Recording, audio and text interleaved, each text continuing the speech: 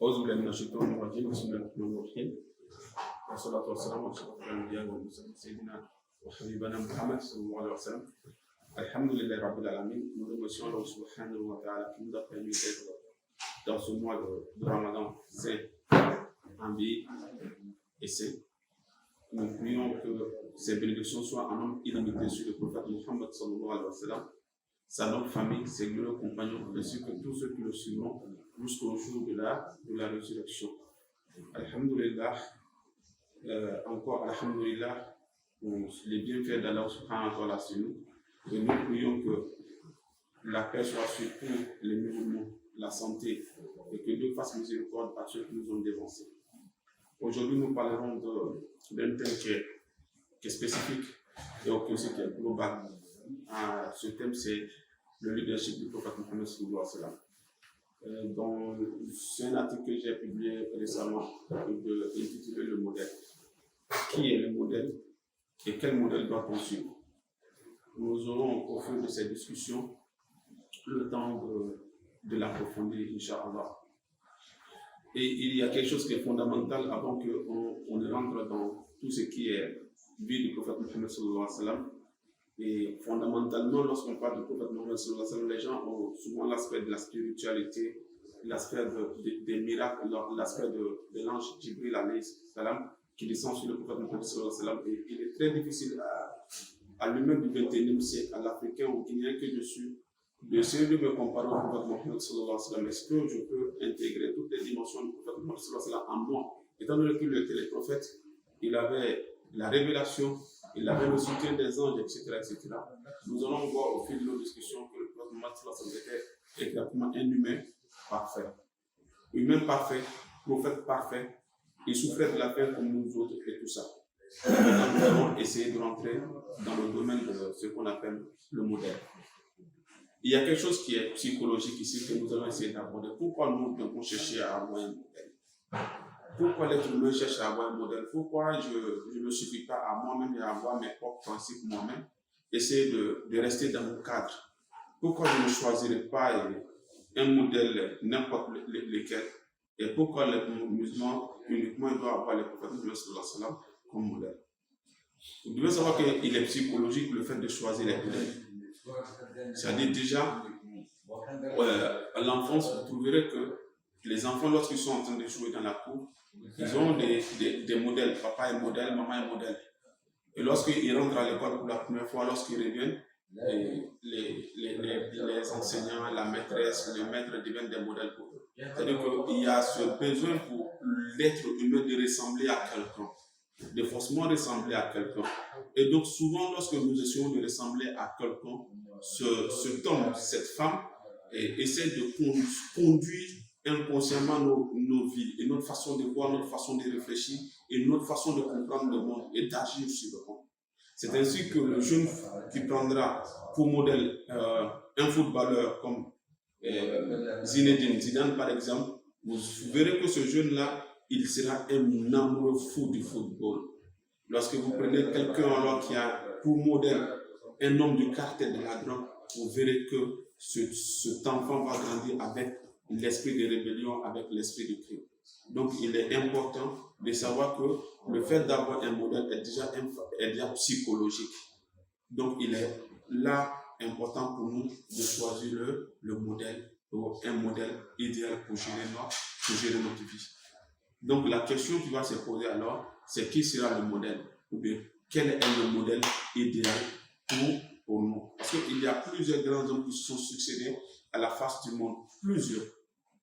On peut même pas les citer en 1 heure, en 2 heures, en 3 heures. Vous avez Mahatma Gandhi. Vous avez le prophète Isa alayhi salam. Vous avez même Jacques Azou. Vous avez beaucoup de grands hommes. Alexandre le Grand, Napoléon Bonaparte. Tous ces grands hommes se sont succédés à la face du monde, peuvent être des modèles. Mais qui doit être notre modèle, nous à nous? Parce qu'il faut comprendre qu'il y a le modèle, il y a un modèle. Le modèle idéal, c'est qui? Donc, nous avons ce que étudier sur une balance à 3 échelles. Nous allons voir le modèle que nous allons choisir ensemble, vous et moi. on va créer une balance. La balance du chef religieux ou du chef militaire, du chef que nous allons choisir pour conduire notre vie, pour conduire le leadership, en mettant sur cette balance. Avant lui, comment était son peuple, pendant sa période, comment était le peuple, et après lui, comment était son peuple. C'est-à-dire que la loi de l'héritage de Maxwell, parce qu'un grand leader va laisser un héritage. Rien ne suffit d'être un grand homme et qu'après nous, notre héritage disparaît. Avant, comment était le peuple avant lui, après lui, comment il se comporte, pendant sa période, comment il a vécu, et ensuite, quand il est parti, comment ceux qui étaient autour de lui ont géré son héritage. Nous allons prendre 3 hommes de l'histoire, un chef guerrier, Shaka Zulu, un spirituel, un religieux, Isa alayhi salam, et le prophète Mohammed sallallahu alayhi wa sallam, pour essayer cette balance-là. Nous prenons par exemple le cas de Shaka Zulu. Lorsque vous prenez Shaka Zulu, vous trouverez que Shaka Zulu, la petite parenthèse, c'est que Shaka Zulu, le prophète Mohammed sallallahu alayhi wa sallam, le prophète Isa alayhi salam, tous ces grands hommes sont venus à un moment donné dans leur peuple, au moment où le peuple vraiment avait besoin d'un rédempteur. Ils sont venus très petits, dans un monde très petit, ou dans une communauté assujettie à d'autres communautés, et ils ont réussi à faire de ces communautés des grandes communautés. C'est-à-dire que c'est l'un des signes, des modèles lorsque vous devez les choisir. Ce sont des personnes qui viennent à des moments où ils sont très fragiles, orphelins ou rejetés par la société. Ils réussissent à se développer et à devenir vraiment des moteurs, des grands moteurs pour l'expansion de leur peuple. Regardez Shaka Zulu. Il est né, lui, de façon très anormale. Il est le fils naturel de César Ngapoma, son père, et de Ngandi. Très jeune, sa condition de naissance va jouer sur lui, de telle sorte qu'il va s'exiler avec sa mère. Mais en retour, il va revenir, et lorsqu'il revient, il va réussir à mettre en place un pays qui sera 3 fois plus grand que la France. Certains historiens, même Pompa Shaka Zulu, ils disent que c'est le Napoléon noir. Donc, en termes de détermination, lorsque vous prenez Shaka Zulu, vous trouverez que c'est un grand guerrier. Il a conquis des terres. Mais regardez le modèle social de Shaka Zulu. Il n'en a pas. Il n'en a pas un seul instant pensé à codifier le mariage. Il n'a pas un seul instant pensé au céleste, à Allah subhanahu wa ta'ala, à Dieu dans son programme. Tout ce que Shaka Zulu a codifié, tout ce que Shaka Zulu a développé, c'est l'esprit de guerre, c'est l'esprit militaire. La preuve, il ne sera pas aimé par son peuple et il sera lui-même tué. Et lorsqu'il va mourir, son peuple va disparaître. La preuve, il ne reste rien de l'héritage de Shaka Zulu. Donc c'est presque, en termes de modèle, on peut le choisir en tant que modèle, peut-être dans la détermination, dans l'esprit de guerre et tout ça.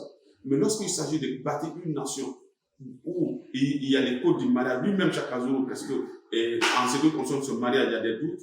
Et en plus de ça, l'armée de Shaka Zulu, pour être membre, pour être militaire, c'était interdit de se marier. Il y avait beaucoup de ces trucs comme ça. Mais l'essentiel, le point commun qu'il avait avec ces 3 grands leaders qu'on a cités tout de suite là, c'est qu'il est né très petit. Prenons le cas de Isa alayhi salam. Jésus est né miraculeusement sans l'intervention d'un homme. Dieu a voulu et il est. Donc, il est une forme de miracle qu'Allah subhanahu wa ta'ala a envoyé. Donc, il est né de Marie. C'est pourquoi on dit Isa ibn Maryam. Isa, le fils de Marie.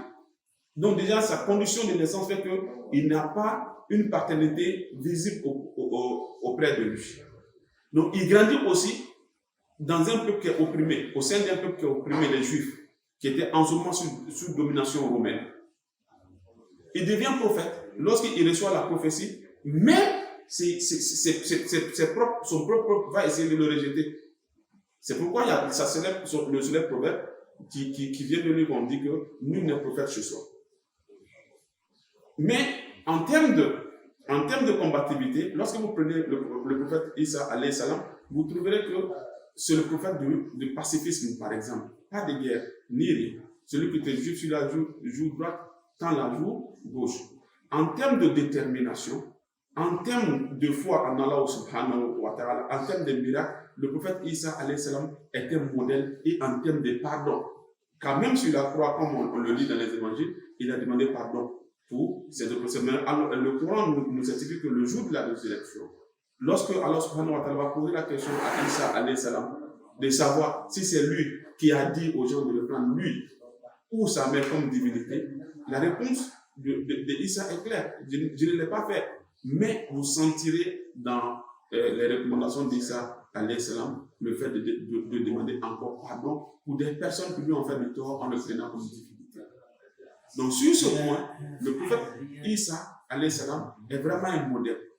Mais lorsque vous prenez dans le social, par exemple, la codification du mariage, pour un homme marié, vivre avec sa femme, quelle est la leçon que Isa alayhi salam nous a laissée?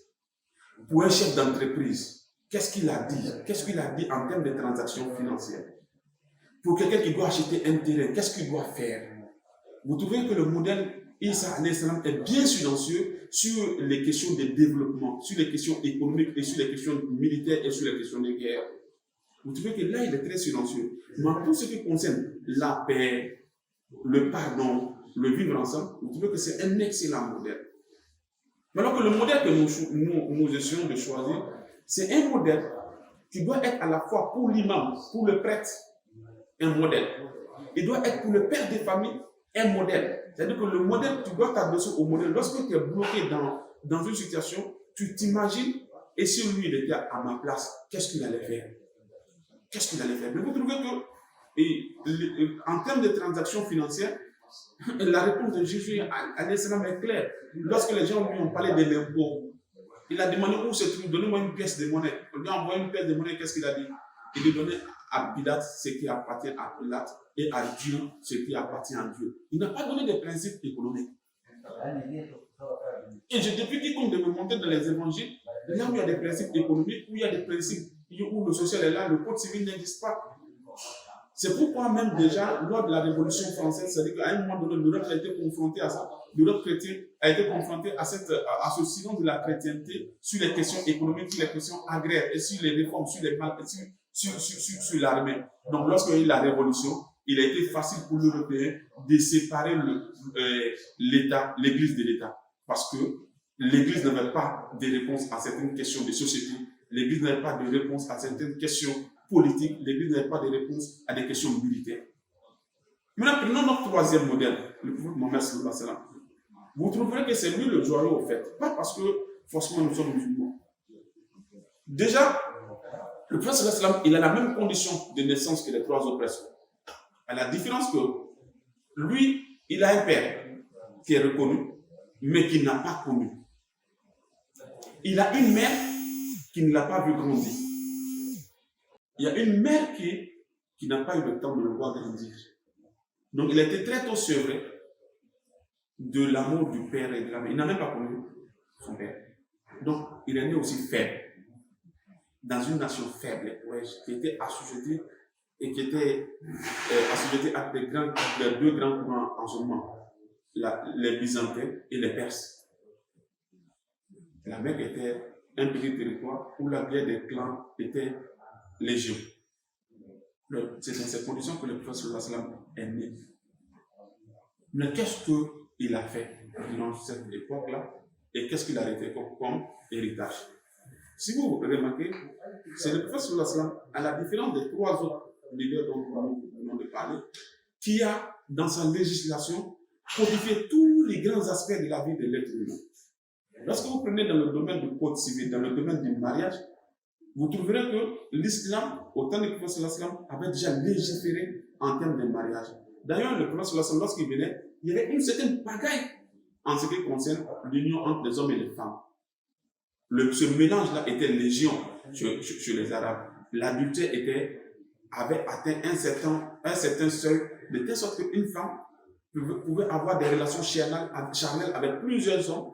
Et lorsqu'elle avait un enfant, il y avait des spécialistes qui venaient mesurer le nez de l'enfant, voir la physionomie de l'enfant pour lui attribuer une paternité. Le prophète sallallahu alayhi wa sallam est né dans une communauté où la naissance d'une jeune fille était considérée comme une catastrophe. Les Arabes enterraient des jeunes filles vivantes, par peur de la honte. Le prophète sallallahu alayhi wa sallam est né dans une communauté où la vendetta était légion. C'est-à-dire que des communautés pouvaient faire des guerres sur 100 ans, sur des siècles, ils se font la guerre. Mais lorsque le prophète sallallahu alayhi wa sallam est venu, La première des choses qu'il a fait, c'est de donner d'abord une valeur à la femme. La femme ne pouvait plus être héritée. La femme ne pouvait plus vivre dans une certaine fornication, dans un certain adultère. La femme ne devait plus être sujet de honte. C'est pourquoi le Coran, dans un passage du Coran, Dieu a dit, et lorsqu'on demandera à l'enfant enterré vivant, pour quel crime il a été enterré vivant. Le prophète sallam, durant cette période, il a mis fin à cette pratique. Les réformes militaires. Le prophète sallam est l'un des rares chefs, l'un des rares leaders, parmi les trois que nous avons, parce que les guerres de Chaka, c'est vrai que Chaka était un leader militaire, mais les guerres de Chaka étaient très sanglantes. Le prophète sallam est l'un des premiers qui a écrit ou bien qui a édité des règles pendant les guerres. Lorsque vous êtes en état de guerre, par exemple, il est interdit de couper les armes, il est interdit de s'attaquer à un non-combattant, les femmes, les vieillards et les malades. Il est interdit de torturer. Allez-y fouiller dans les accords de Genève sur les guerres. Vous trouverez que le prophète était en avance de plus de 1400 ans sur les accords de Genève en ce qui concerne la guerre. Comment nous devons vivre en période de guerre? À plus forte raison, en période de paix. Donc, ce modèle-là, il a parlé de la guerre, mais effectivement, il a parlé de la relation entre le Créateur et la créature. Il a parlé aussi de cette relation qui devait nous unir. C'est pourquoi, lorsque nous prenons dans cette première partie, quel est le modèle que nous devons choisir à étudier, nous dirons clairement que c'est le modèle de Muhammad sallallahu alayhi wa sallam, parce que nous pouvons copier tous ces aspects de la vie. C'est-à-dire que moi, en tant qu'homme marié, je peux m'inspirer de lui pour gérer mon foyer. En tant que directeur d'école, je peux m'inspirer de lui pour essayer de vivre avec mes semblables. En tant que commerçant, je peux m'inspirer de lui pour mes transactions.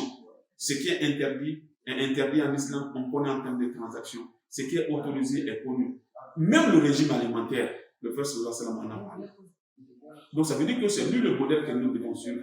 Et là, clairement, dans la sourate 31, verset 21, Dieu nous a dit que le prophète sallallahu alayhi wa sallam est pour nous un excellent modèle. Au soit au Hassan. C'est lui le modèle idéal. C'est-à-dire que le prophète sallallahu alayhi wa sallam, pour le musulman, c'est le modèle absolu. Il n'est pas interdit d'avoir des modèles à côté, des personnes qui nous inspirent, des personnes qui nous inspirent. Regardez le prophète sallallahu alayhi wa sallam. Lorsque un compagnon est venu trouver le prophète Muhammad sallallahu alayhi wa sallam pour lui dire que vraiment c'est chaud. Aujourd'hui c'est chaud, hein?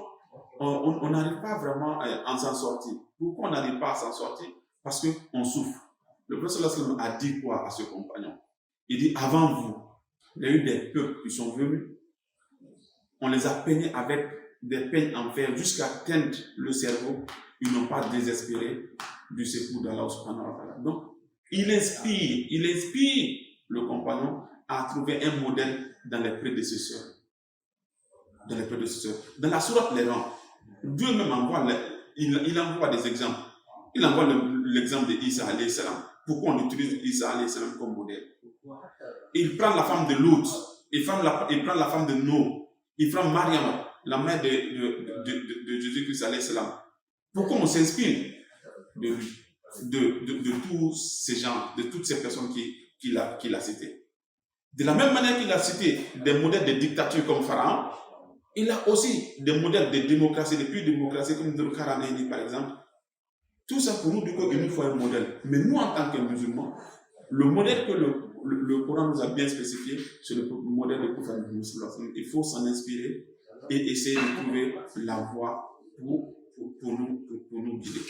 Et donc, si nous avons cette voie-là, nous pourrons nous en sortir. Car le prophète, pour nous en seulement, il sera un modèle idéal. C'est ce modèle qui sera en quelque sorte notre passe-droit pour le succès, pour la réussite. Dans toutes nos actions, lorsque nous nous inspirons de lui, nous allons le voir. C'est en ce moment vous allez faire un peu cette différence que les gens font entre le Coran et la Sunna, etc.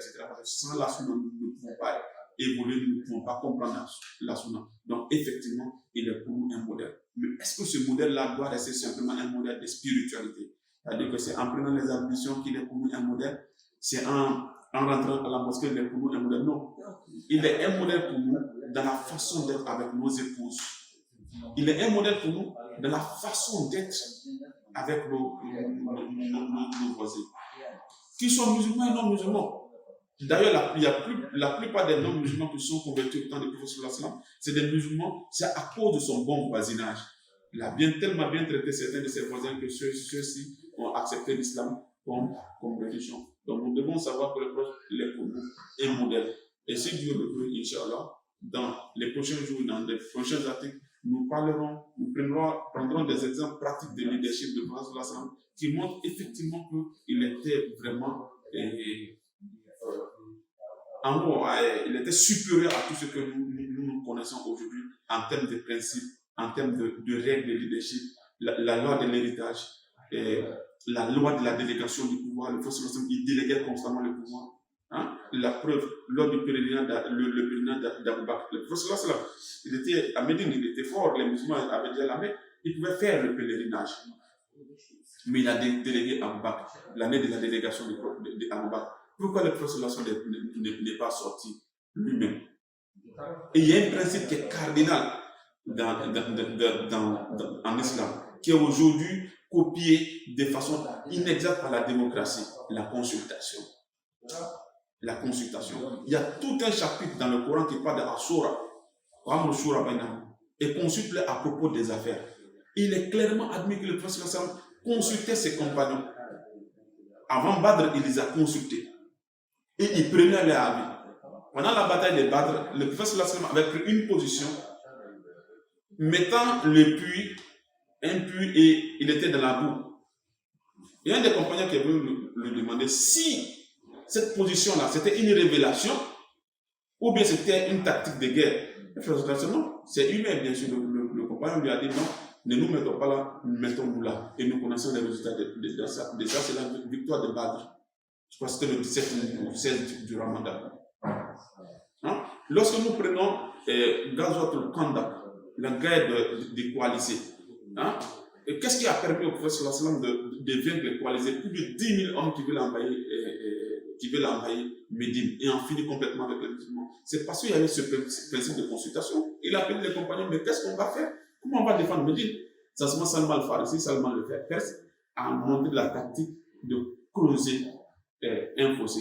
Et il y a eu cet aspect. Donc, c'est pour vous dire que tout ce que nous connaissons aujourd'hui en termes des principes de leadership, le prophète l'avait déjà incarné. C'est-à-dire que lorsque nous focalisons uniquement sur l'aspect de la prière, l'aspect du jeûne, l'aspect de tout ce qui est miracle, nous n'essayons pas de vivre conformément aux principes même qui ont fondé le prophète, que le prophète a laissé, nous allons nous égarer. Parce qu'aujourd'hui, la question qui se pose, c'est quoi? C'est comment nous allons vivre en tant que musulmans. Déjà, lorsque vous parlez du prophète, vous voulez vivre comme les musulmans avant, il y a certains musulmans qui vont croire que vous voulez vivre au Moyen-Âge. Tandis qu'il y a d'autres aussi, lorsque vous les parlez du monde moderne, certains musulmans, ils vont croire que vous voulez complètement laisser les principes religieux pour vivre comme les koufars ou pour vivre comme les laïcs. Alors que ce monde nous appartient. Et le prophète n'était pas en marge de ce monde. Il a montré comment nous devons vivre politiquement, il a montré comment nous devons vivre économiquement, il a montré comment nous devons vivre en tant que mari et femme. On a vu le principe de la Shura, la consultation. Aujourd'hui, la démocratie, la base de la démocratie, c'est quoi? C'est pas le suffrage universel. C'est le suffrage universel où il faut consulter. Et la fois sur l'opinion publique, le prophète, il demandait à ses compagnons, il prenait l'avis de ses compagnons, il prenait l'avis même des plus petits, des plus faibles. Mon Maktoum, qui était un aveu de la Grèce, le prophète l'a confié une fois, mais il est sorti. Donc le prophète, il confiait, il déléguait. Et tout le monde sait que dans l'administration aujourd'hui, la force d'une administration, c'est la délégation du pouvoir. Si vous ne déléguez pas, vous allez mourir sur le poids des tâches. Donc c'est le principe de la délégation du pouvoir. Le principe de la consultation qui est universellement admis. Quel est le chef d'entreprise qui ne consulte pas? Quel est le président qui ne consulte pas? Quelle est la grande démocratie qui, il n'y a pas de suffrage? Vous pouvez avoir un suffrage universel direct, indirect, mais l'essentiel, vous consultez. Mais là, le professeur l'a fait. Montrez-moi dans l'histoire de la prophétie, ou des trois grands leaders dont je viens de parler, quelqu'un qui a pas faire ces deux principes. Ces deux principes, le principe de la délégation du pouvoir et le principe de la consultation. Il y a encore plein d'exemples. Lorsque vous prenez Hudaybiya, par exemple, il y a tous les principes qui incarnent ce que j'appelle les principes de négociation. Lorsque le prophète il a vu un rêve qu'il devait faire le Hajj, il a appelé les compagnons, il les a préparés pour aller faire le Hajj. Qu'est-ce qui s'est passé? Arrivé à la frontière de la Mecque, la monture du prophète a refusé d'avancer. Et le prophète il a dit quoi? Le prophète dit, celui qui a empêché l'éléphant d'Abrahata de pénétrer à la Mecque, c'est certainement la même force qui empêche ma monture d'avancer. Donc je vais camper ici et tout ce que Quraysh va dire, je vais l'accepter. C'est ainsi que le prophète a campé aux abords de la Mecque. Quraysh a su que le prophète était là. Il voulait l'empêcher d'entrer à la Mecque. Et les Sahaba, les compagnons, étaient vraiment dans l'envie d'entrer à la Mecque. Pour certains qui étaient des migrants, qui étaient des muhajiroun, qui étaient sortis depuis très longtemps, ils avaient laissé leur maison, ils avaient quitté la Mecque, ils avaient ce grand désir de rentrer à la Mecque.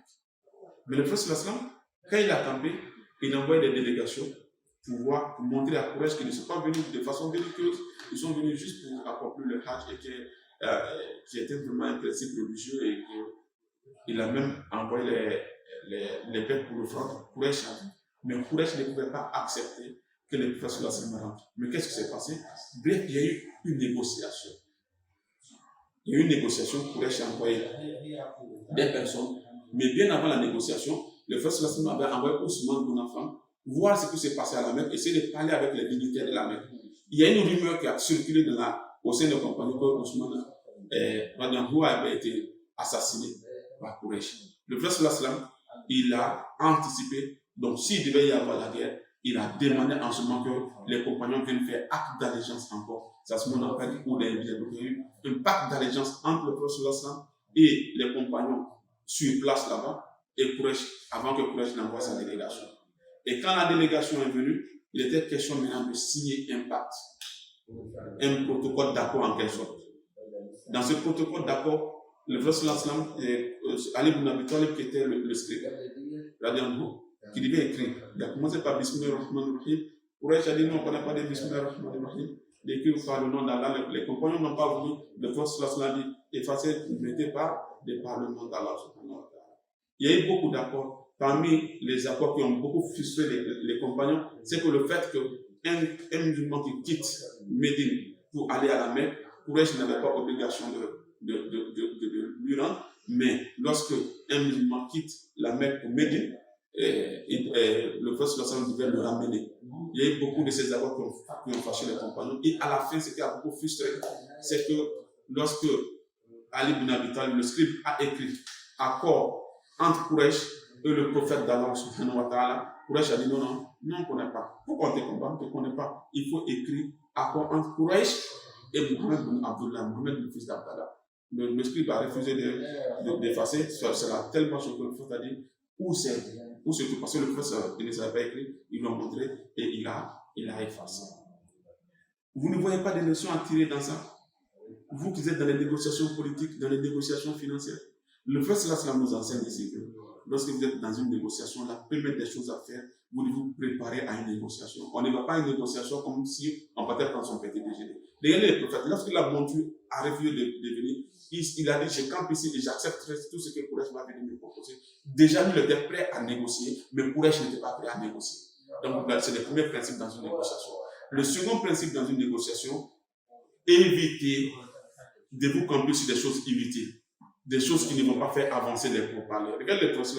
On lui a dit de ne pas mettre Bismillah ar-Rahman ar-Rahim et la fin de ne pas signer Mohammed le prophète de Dieu. Il a accepté ce qui importait au prophète, c'était le contenu. Il y a quelque chose, il y avait une grande avancée que les gens n'avaient pas vue. Déjà, Quraysh ne considérait pas les musulmans. Dès lors qu'ils ont accepté de signer un protocole d'accord qui stipulait que les musulmans allaient un jour, ils vont rentrer un jour à la Mecque, du coup c'était 2 ans, une trêve de 2 ans, mais de ne pas rentrer cette année-ci à la Mecque, ils vont se revenir plus tard. ça prouvait que le prophète, ça montrait que Quraysh venait implicitement de reconnaître l'existence des musulmans. Ça, c'était clair. Et bien après, qu'est-ce qui est descendu? C'est le verset Inna fatahna lakum fathan mubina. Nous t'avons aujourd'hui accordé une victoire éclatante.